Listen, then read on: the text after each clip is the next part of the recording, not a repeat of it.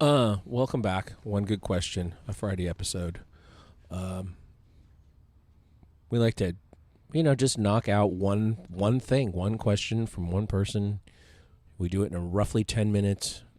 If you've not been playing along, this is your catch up. If you have been playing on, you know this already. And if you want to get more involved, 50percentfacts.com has all our media, all new episodes, updates regularly, but you can also head to our Discord, and that's where all the fun happens. You get exclusives on clothing, 3sb.co, our apparel brand, Good Company. You get sneak peeks, exclusives, discounts, sales. You also can enter to win this show. And so one good question, all the questions come from you. Would you call that crowdsourcing? Crowdfunding? Crowdsourcing. Sure. We're crowdsourcing questions from y'all. There's a tab there on Discord. It's an app. Think about it as like a group chat meets a forum. And on the left, there's different tabs for things we talk about. There's just the group chat where we're all just talking shit all day long. There's lifting where people are posting PRs and lifting questions. I'm in there sometimes help coaching, et cetera, et cetera. Then there's one good question. And leave your question there. And if we choose you, you'll be featured on the show. Like Pikachu? Yep. Oh, and you will win a little prize from us, a little gift. And today, it's the Homegirl Kiki one. And so she says, imagine you've been training, lifting heavy for months on months, but you have to stop, which is quite common, especially around COVID, traveling, who knows what. Yeah. You do, however, have a couple light sets of dumbbells. You have 10-pound dumbbells, some bands, and games like Just Dance, which is like an aerobic. I don't think it's technically virtual reality, but it's like you're moving in space. Mm-hmm. If you can't progressively overload with weight, can you maintain or even continue progress with reps alone? And so first I'll start off with like the definition of progressive overload.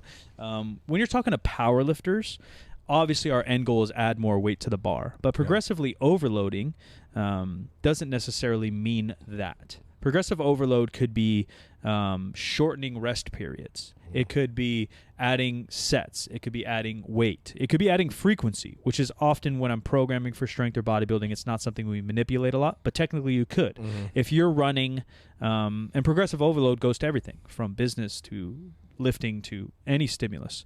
If you're running 3 times a week for 5 minutes, and then you feel pretty good there, now you run 4 times a week for 5 minutes, right? We're still progressively overloading. Running is an easier example because typically we don't want to add a bunch of bench days or squat days in our workout. We want those to maintain, but or reading. Hey, I want to learn algebra again or some shit.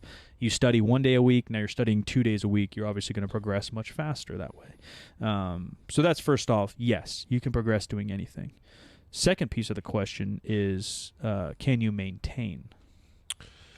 And I think the answer is that the maintaining is not hard. You can maintain with body weight stuff if you want to, and you really don't lose much.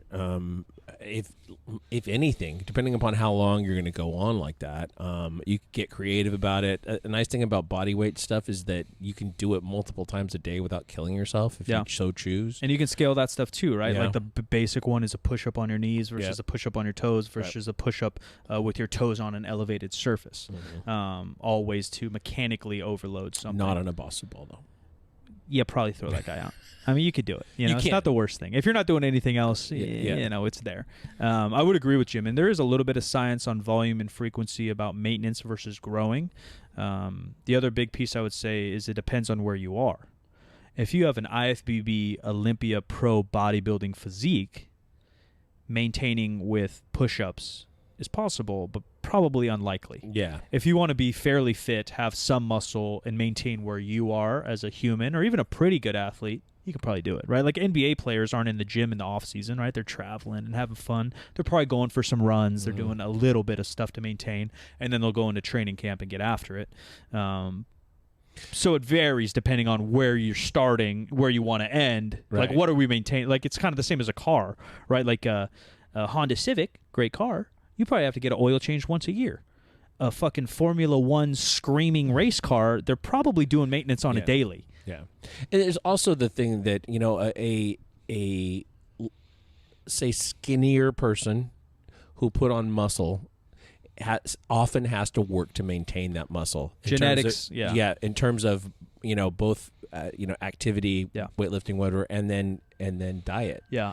I'm not a big hard gainer, hard loser, meso, endo, morph guy. I don't believe in that stuff, but we are genetically predisposed to be in a certain shape. Yeah, and some people can 100%. It's a little more difficult to keep mass, and some people. But then the opposite for others, like if you tend to gain weight really easily, whether by habits or whatever, it's probably a little more difficult to stay skinny on that spectrum doing push-ups as well. Right. I mean, it is very common to see posts from folks that you know who are on the leaner side say that they ended up having to take 2 weeks off and they lost X number of pounds. Yeah, which is crazy. Yeah. But I mean, if you're basically pumping fluid into your muscles, and then 100%. Yeah, you weigh more. And there's also something, not that this really has relevance, but there is a study that shows the genetically gifted not only gain muscle strength, athletics, coordination, all that faster, more rapidly than someone who's not as gifted, if we want to talk about genetics, but they also lose it faster. Oh, yeah. Yeah. So, like, if you're predisposed to be a sick fucking bench presser, you might get to 400 before somebody else, but if you stop training, you're going to be below 315 below somebody else. And that's pretty general, obviously, because we can't, like, actually we kind of can, but we can't take a DNA test and say you're a freak athlete. There's some things we can tell from DNA, but generally speaking, that's the case too. So some individuality about it, but also I agree with Jim 100%. Maintaining is much easier. You need a lot less volume, a lot less frequency, a lot less everything than to build muscle or to build strength. Yeah, easy. 50percentfacts.com. 3sb.co if you're in Northern California. 3rd Street Barbell, man. We're downtown. We have day passes available basically all day, 8 a.m. to 8 p.m. We'd love to see you. I'm Solid Mike where you want to find me. And thanks for listening. Share this thing out to your friends. Facebook, Twitter. It always helps the show. And we appreciate you guys. I'm at you know what? Energy drinks and my tongue don't necessarily get along. I am at the Jim McD on all the social media. This show, 50% facts, where percent is a word and 50 is just numbers. And we'll talk to you next week on Wednesday.